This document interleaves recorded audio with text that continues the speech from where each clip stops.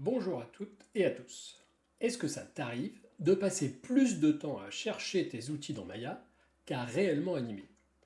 Ou de galérer avec ton interface pendant que ton superviseur attend ton plan?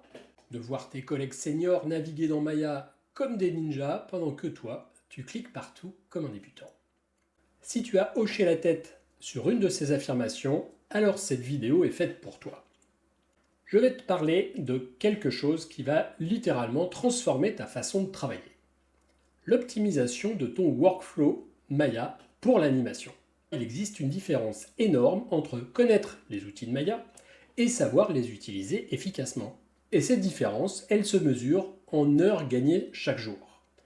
Tu vas voir comment configurer ton workspace d'animation comme un expert. Il ne suffit pas de savoir animer, il faut savoir animer vite, bien et en équipe.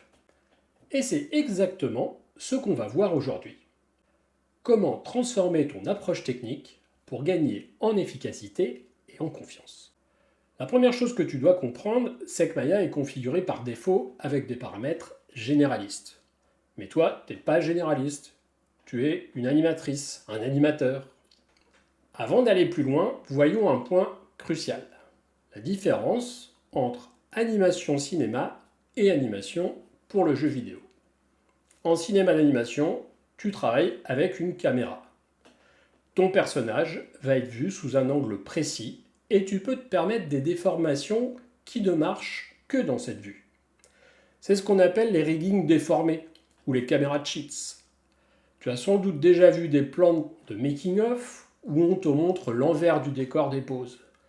Tu sais que le ring a l'air complètement exposé en dehors de la vue caméra. Regarde cet exemple. Pour une expression faciale, tu peux pousser la déformation des joues bien au-delà de ce qui serait anatomiquement correct, parce que, vue caméra, ça donne un effet parfait. En jeu vidéo, c'est l'inverse. Ta caméra est virtuelle.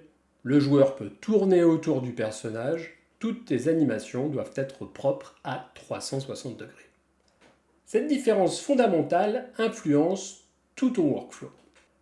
Pour le cinéma d'anime, tu dois te concentrer sur la vue caméra. En jeu vidéo, tu vérifieras constamment tes animations sous tous les angles. Alors commençons par la base. Déjà, le mieux est de travailler dans un environnement de travail animation. Intéressant aussi, on peut choisir un workspace prédéfini et on peut aller chercher celui de l'animation. On va donc directement avoir un graph editor, une vue perse, un outliner et la channel box. Mais si je veux pouvoir travailler dans une vue caméra, le mieux est d'avoir un layout qui s'adapte. Je vais donc me mettre en deux vues et aller chercher ici ma vue caméra et ici ma vue perspective. Je peux donc travailler facilement de ce côté-là et regarder ce que ça donne dans la vue caméra.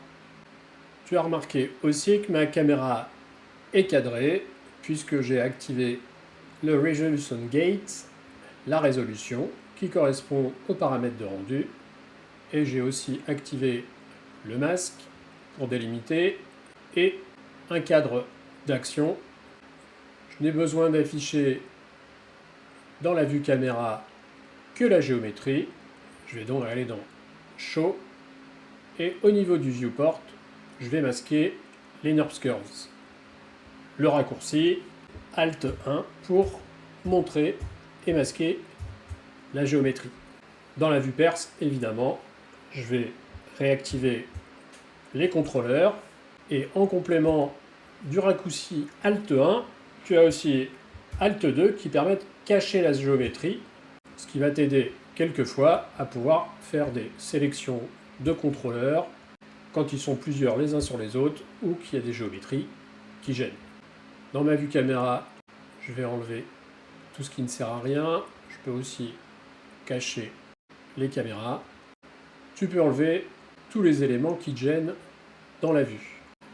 Pour travailler plus rapidement, je masque le Graph Editor quand j'en ai pas besoin. Je peux même enlever l'outliner pour l'instant Et je peux même passer en vue expert avec CTRL espace pour ne garder que les caméras et la vue perspective dans un 2 vues où j'ai plus d'espace et plus de visibilité. Alors dans le viewport, on peut aussi personnaliser l'aperçu. Donc vous êtes en smooth shadow au niveau du shading. Par contre, au niveau de ma vue caméra, je vais passer en flat.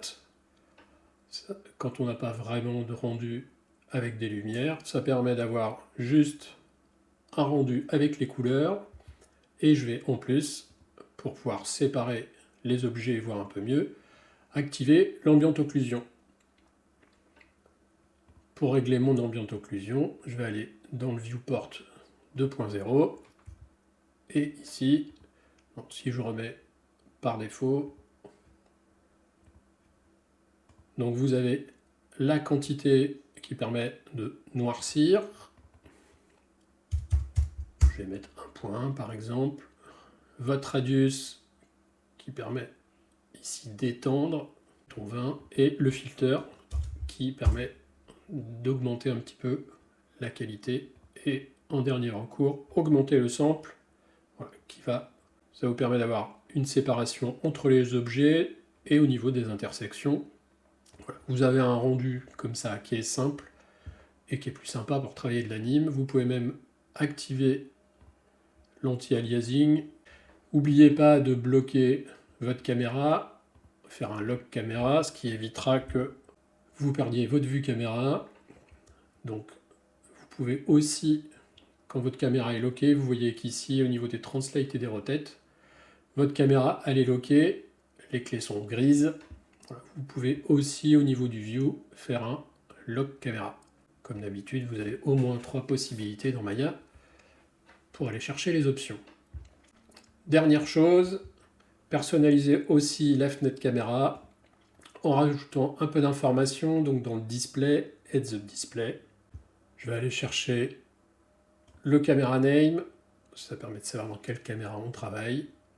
L'image courante, si vous enlevez le time slider pour gagner de l'espace de travail, ça vous permet quand même de savoir à quelle image vous êtes quand vous naviguez avec les raccourcis, la longueur de la focale, éventuellement le framerate important, ça veut dire que quand vous lancez, vous faites un play et vous savez que vous êtes bien en temps réel, que vous lisez à 24 images par seconde.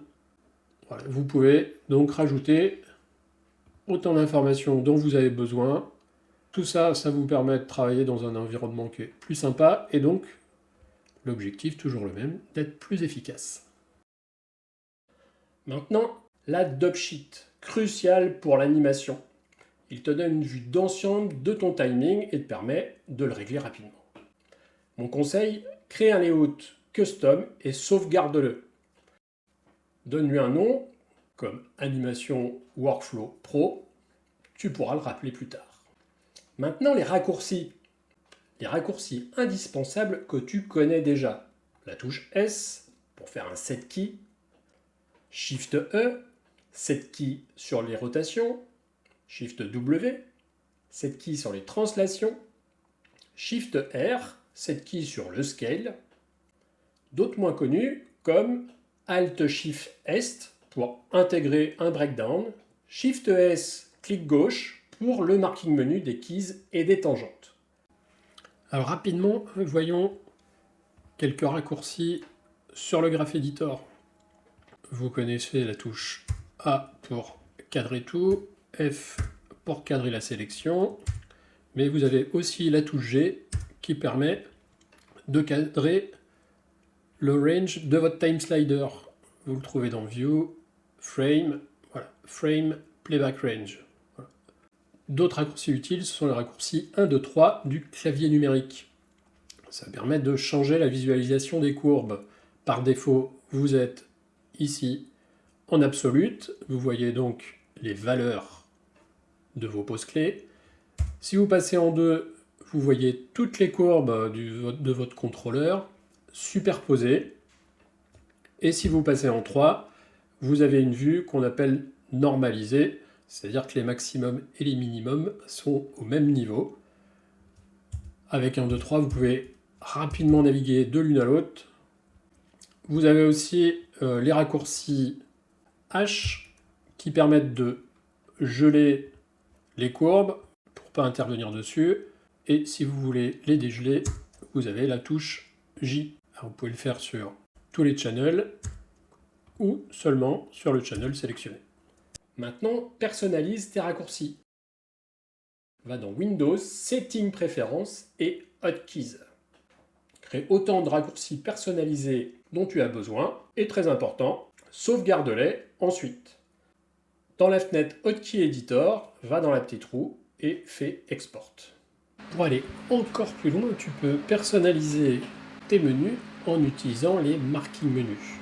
Alors un marking menu que tu peux déjà utiliser pour animer, c'est Shift S, clic gauche, et tu accèdes à un menu Keys, convertir en clé, effacer des clés, copier, coller, et de l'autre côté, régler les tangentes sur les clés. Tu peux aller même encore plus loin en créant ton propre marking menu. On va dans Windows Settings Préférences, Marking Menu Editor. Dans cette fenêtre, on voit qu'il y a déjà la hotbox, mais tu peux aussi créer un nouveau marking menu. On va faire créer, on va l'appeler marking menu keys, et à l'intérieur, le plus simple, c'est d'aller chercher dans les shelves. Donc j'ai par exemple un shelf ici qui s'appelle setkey et qui permet automatiquement d'enregistrer des clés sur les translations et sur les rotations sur le contrôleur sélectionné. Je peux le transférer directement dans mon marking menu. Je le glisse avec le bouton du milieu. Tu en rajoutes autant que tu veux. Si tu testes, tu vois que ça te crée un menu que tu vas pouvoir utiliser. On va le sauver et maintenant on a bien un menu qui s'appelle MM-Keys. Maintenant qu'on a un marking menu, on va l'assigner. On peut soit l'assigner à la hotbox. Ce que je veux, c'est que mon MM-Keys soit assigné à la hotbox dans le sud, mais sur le bouton droit. Et je vais pouvoir le tester. Mon menu apparaît dans la hotbox sud sur le bouton droit. Mais je peux aussi l'assigner avec un raccourci. J'assigne, il me dit qu'il est accessible dans le Hotkey Editor. Donc je vais aller dans mon Hotkey, Settings Préférences, Hotkeys Editor. Et au niveau de mon Hotkeys, je vais aller chercher dans le Runtime Command mon marking menu qui s'appelle MM Key. Il me suffit de rajouter un raccourci.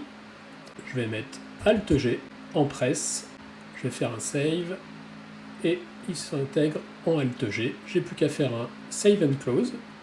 Maintenant, si je prends mon contrôleur et que je me mets ici, je fais un Alt G et je vais pouvoir directement faire par exemple un setkey, le transformer en breakdown, peut-être revenir dans mon menu key de base, faire un key et le reconvertir en clé.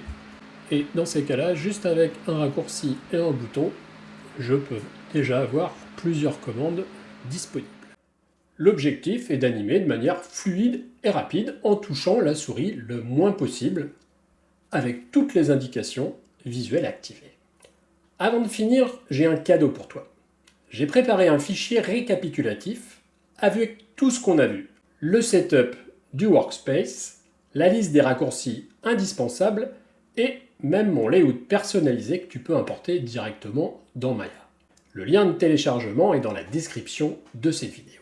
Et si cette vidéo t'a aidé, n'hésite pas à la liker et à t'abonner à la chaîne. Ça m'aide énormément à continuer à créer du contenu de qualité pour toi. Il y a plein d'autres techniques que j'ai hâte de partager avec toi. Alors, qu'est-ce qu'il faut retenir de tout ça? Premièrement, ton interface, c'est ton outil de travail. Si elle n'est pas optimisée, tu perds un temps fou chaque jour. Deuxièmement, les raccourcis ne sont pas du luxe. C'est ce qui te rend encore plus efficace. Maîtrise-les, personnalise-les et sauvegarde-les. Troisièmement, chaque workflow a des spécificités. Tu peux en créer un pour le pause-to-pause, un pour l'anime direct, car chacun de ces modes demande une approche différente. Et enfin, la technique n'est qu'un moyen. L'objectif, c'est de te libérer pour te concentrer sur ce qui compte vraiment, transmettre des émotions à travers tes animations. En attendant la prochaine vidéo, dis-moi en commentaire quels sont tes workflows et tes raccourcis préférés. N'hésite pas aussi à me demander des sujets que tu voudrais que je traite ensuite. À bientôt sur les clés de l'anime.